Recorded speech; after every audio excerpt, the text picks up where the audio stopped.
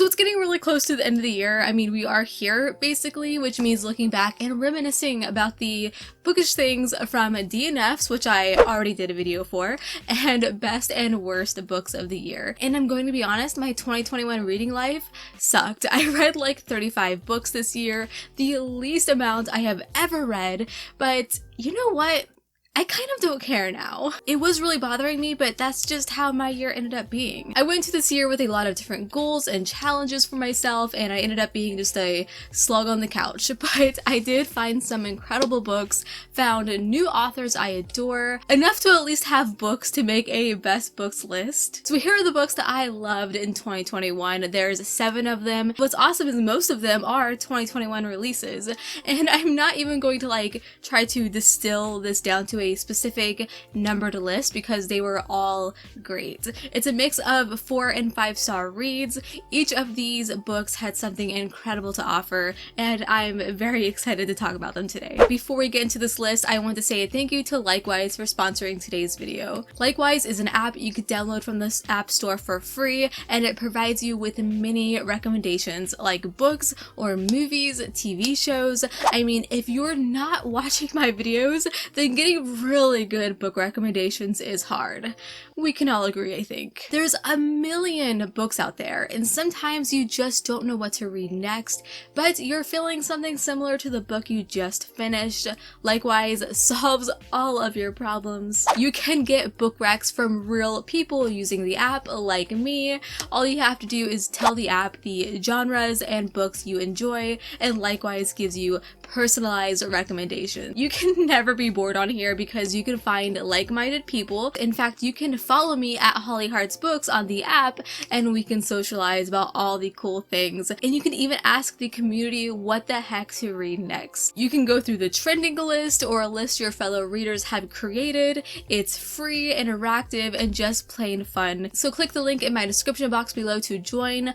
Follow me, discover all the things, and thank you again, Likewise, for sponsoring today's video. So the first 2 books I'll be talking about are by the same author, and oddly enough, they're both the complete opposite of each other. One is a finale to a series, and the other is a start to a new series. I'm going to start with the finale, and that was Wrath by John Gwynne. This was one of the first books I read in 2021, actually, so at least I started the year on a very good note. It's the 4th book, the finale to the Faithful and the Fallen series, and it's one of the best finales I have ever read, and if not the best. This is amazing. And that's saying a lot for being like a Joe Abercrombie fangirl, but it's true. Joe would be very disappointed in me. From the friendships to the insane battles, The Faithful and the Fallen has proven to me to be a true gem in the fantasy genre. It took me forever to pick up Malice, which I finally did in 2020. In fact, I made a whole video about it. This wasn't ever a video that I wanted to make. I wasn't sure if I should even talk about it or even bring it up.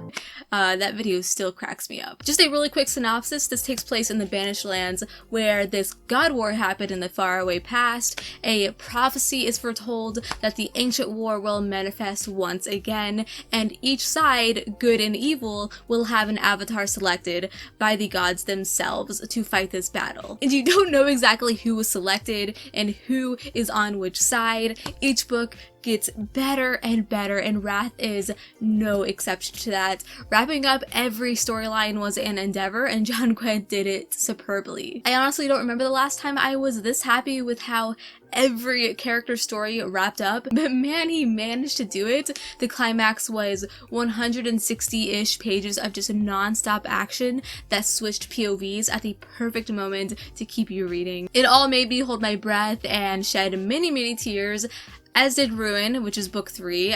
Gwynne titled that one perfectly, because it did in fact ruin me. I will not forget, and I will never forgive you. It was the perfect book to start my year, and I see myself reading these periodically as I grow older, kind of like Lord of the Rings style. So sometime in May, John Gwynne released a new book in a whole new world, completely oozing with Viking mythology, and I fell head over heels for it, and that was The Shadow of the Gods. Another freaking stunner. Another whole new cast of characters that I thought no way I can love them as much as the Faithful and the Fallen. And well, I guess my heart was on my freaking sleeve because I adored all of them. And I know how John Gwynne is, I just need to accept all of their deaths now. I will get through this. The world building for me was absolutely exquisite. It was filled to the brim with history and monsters such as like night worms, frost spiders, and many more. There are also battles that will have you ready to like throw hands. They definitely had me on the edge of my seat and reminded me of the fights in the recent like God of War game. Axes were flying, swords were, you know, swishing and everywhere, and skulls were being cracked open.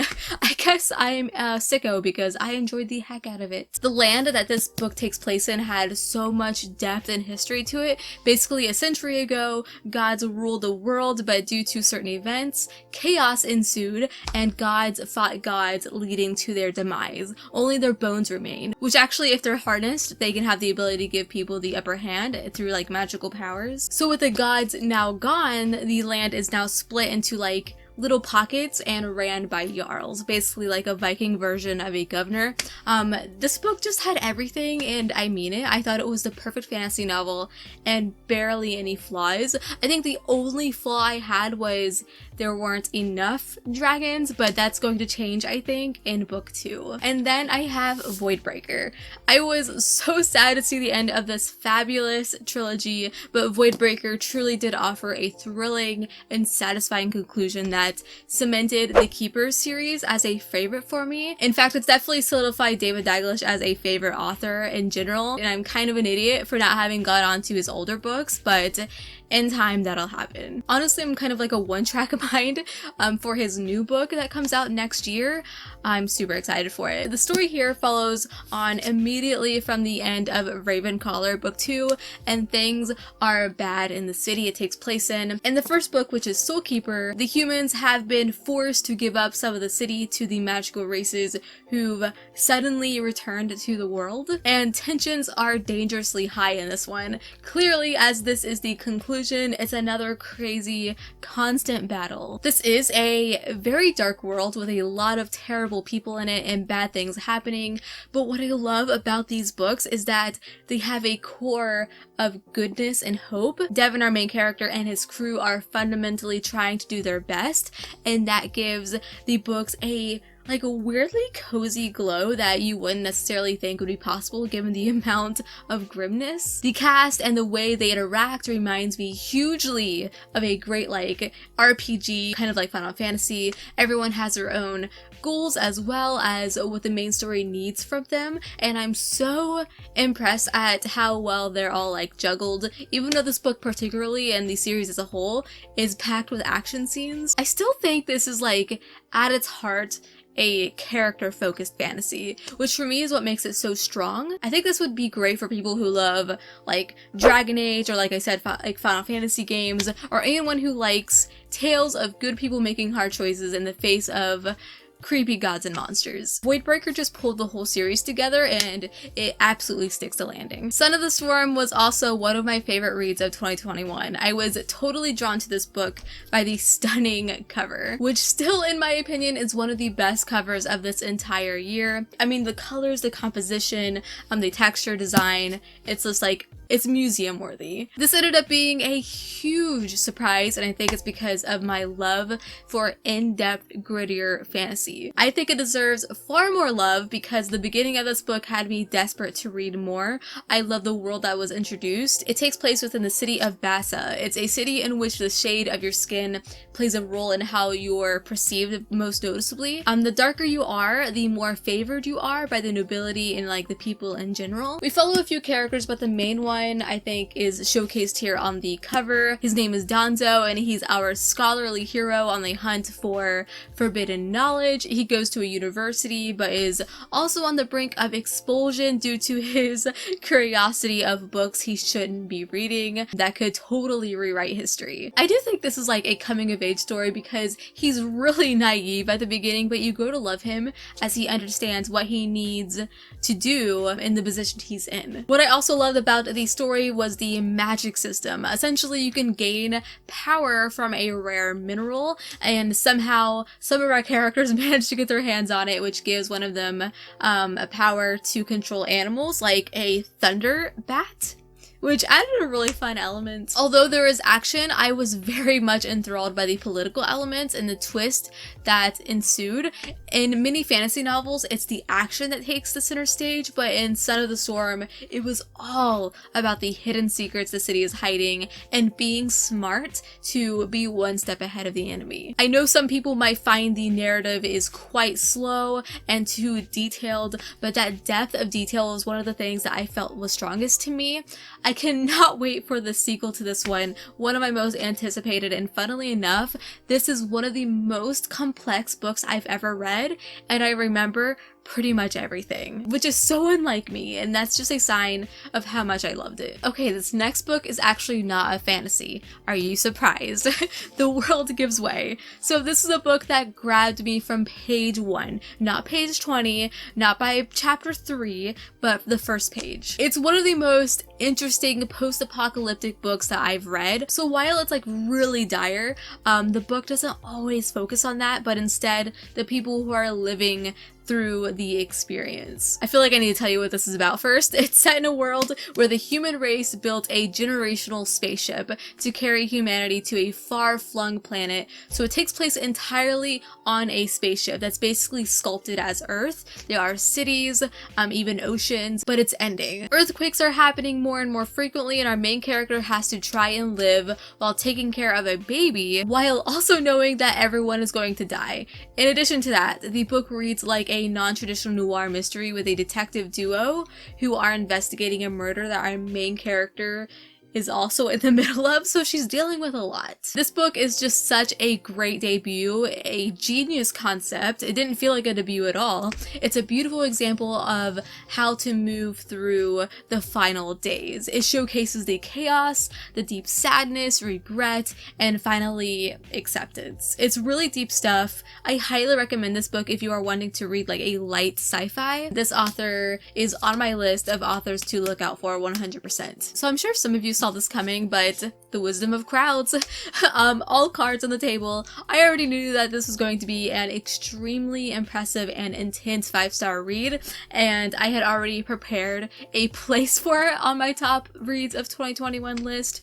I just knew it. Abercrombie cannot write a bad finale, and here's just more proof of it. This is the finale to the Age of Madness trilogy, which is set over 20 years after the events of the original First Law trilogy, and follows the children and younger associates of the original protagonist as they deal with the sins of their parents, basically. The story here is just so cohesive, especially as it leads up to some major reveals and big character moments that had me surprised as hell.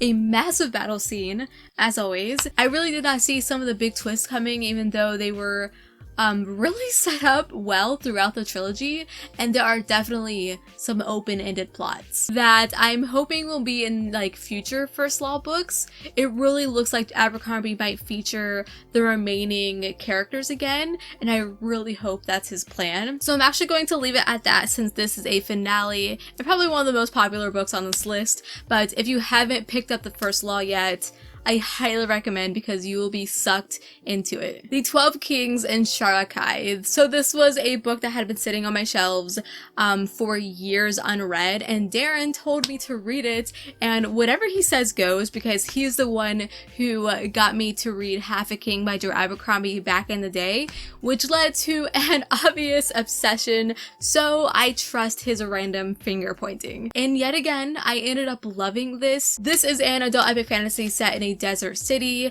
where 12 kings rule, and our main character Cheta, who is a fighter in the gladiator pits, finds herself caught between the kings and their ongoing war with the desert tribes, and also monsters that lurk in the city at night. So that is very much oversimplified, because to say the plot is complex would be a vast understatement, but the author writes it so well. He alternates back and forth between Cheta and the present as she learns her heritage and gets caught up in the schemes and Cheta in the past with her mother as a child. And I have to say, those past sequences give much needed insight, and without them, I think the reader wouldn't possibly understand Cheta. I've said many times in the past that I love good world building, and this book just hit me like a sucker punch.